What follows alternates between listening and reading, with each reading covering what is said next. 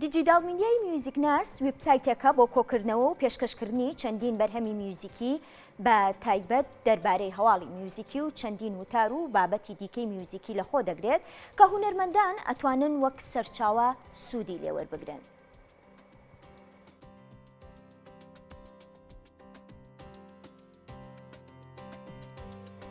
بۆ قسەکردنی زیاتر میوانداری هونەرمەند توانە حەمەمان کردووە دامەزرێنەری دیجیتال میدیای میوزیک ناس. کاکتوانە سڵاو لێبێ بەخێر بێت. سڵاو لێوە، زۆر سوپاس بۆم دەرفەتە. ئەگەر پێناسەیەکی میوزیک ناسمان بۆ بکەیت چییە؟ میوزیک ناس ئەتوانین بڵێن یەکەمین دیجیتال میدیای موزیکیە کە سەرچەم ئەو بابەتانی کە لەلایەنی بڵین نووسرا و بیسرا و بینرا و کێمەتەیە پەخشەکەین تایبەتە بە بواری موزیک بە دیدێکی ئەکادیمی سەردەمیانەی مشیتیاکەین و ئەتوانم بڵێم خەونێکی لە مێژینەی شخصی خۆمە بۆ دروستکردنی یا هەبوونی دیجیتال میدیایەکی لەو جۆرە کە بتوانین ڕۆشنبیریەکی باشی موزیکی لە کوردستانە بە زمانی شیرینی کوردی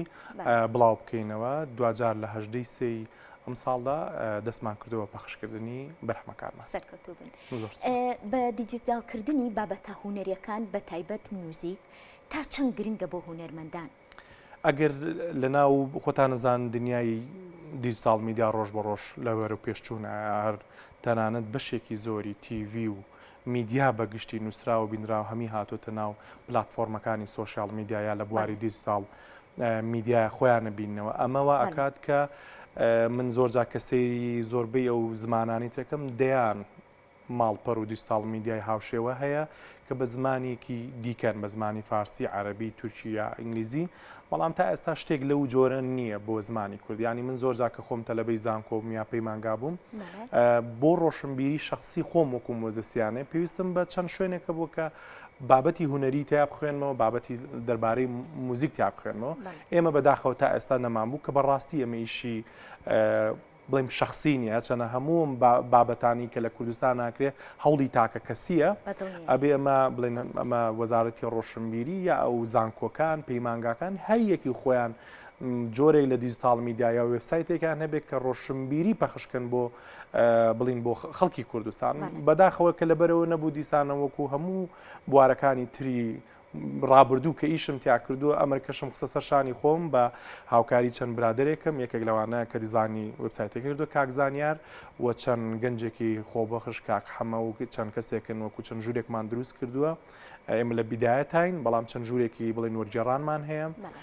دانانی بابەتەکانمان هەیە، ئەنەلایزمان هەیە، بەپی ئەو کاتیگۆریانی لە ناو وبسایتەکە هەیە دیسانەوە پەخشێکینەوە بە ناو سۆشیال میدیا، چونکە ئێستا بەشێکی گرنگی دیجیتال میدیا نێو سۆشیال میدیایە کە بە دڵنیایی ئێمە لە ماوەیەکی کورتی ئیشکردنمانە ئەگەر سەیری ئەو ئۆدیەنسانە بکەین و بەشداریان لە پرسیار و ئەو بابەتانی کە ئێمە هەیە سیرەکەین کە ڕێژێکی زۆر زۆر باشەوە ئەوەی کە متابعی بڵین ماڵپەرەکە شەکەین ڕێژێکی ئێجگار زۆر خەڵک سەردانیەکە لە ماوەیەکی کورتە کە کاتە نزیکی هەفتەیەک ئێمە ئەم دەستمان پێ کردووە کە بەشێکی بەسیتی بڵین پرۆگرامەکانمان دەست پێ کردووە. من ئەمەش ئەوە خۆی ئەوە ئەسەلمێنێک کە چەند گرنگە و ئۆدیەنسی ئەم بوارە چەند پێویستی بە شوێنێکی وایە و دروستکردنی شێوازێک لە دیجیتال میدیا و پلاتفۆرمی موزیکی و هونەری ئەمانە لە ئێستاە ینی گرنگی ئەو توی هەیە و ئەشبێ هەبێ، ینی ئەوە نییە کە ئێمە ئەم لایەنە فەرامۆشکە ئەگەر هەموو سێکتەرانی کە باسمان کرد فەرامۆشەکەین ئێمە وەکو هونەرمەندان نەتوان بە هەوڵی تاکە کەسی ئەم کەلێنە پڕکەینەوەکو هەمیشە ئەومان کردووە. جگە لە هونەری میوزیک بیرتان لە هونەرەکانی تر کردووە تاوانێک کە وێبسایتێکی وای بۆ دروست بکەن؟ ئێمە لە ئێستا بیر لەوە ئەکەینەوە کە هەرچۆنێک بێ ئەم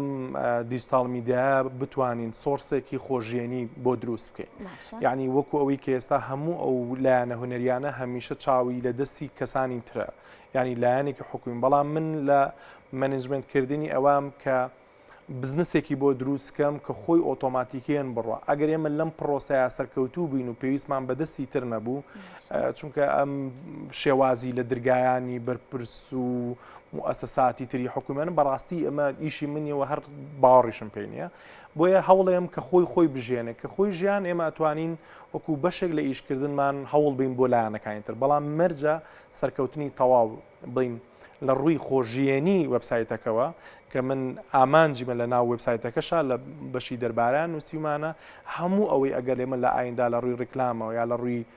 هەر بزنسێکەوە کە ئێمە بتوانین لەم دیجیتال میدیا بیکەین بە بەشێک لە خۆژیێنی بڵین مؤسسەکەی کە ئەمانەیە بنیادی بنین بۆ بەشەکانی تریش ئەگەر توانیمانەوە بێ من وەکو هەوڵی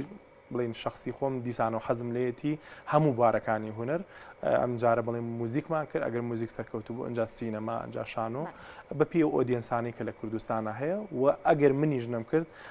حەزەکەم ئەم بیرۆکەی هەبێ بۆ کەسانی تر چکە بەڕاستی پێویستمانە هەموو بارە بیرۆکەکەی خۆتە هیوادارین خۆشە پەرەی پێبێ ئەگەر بتوانین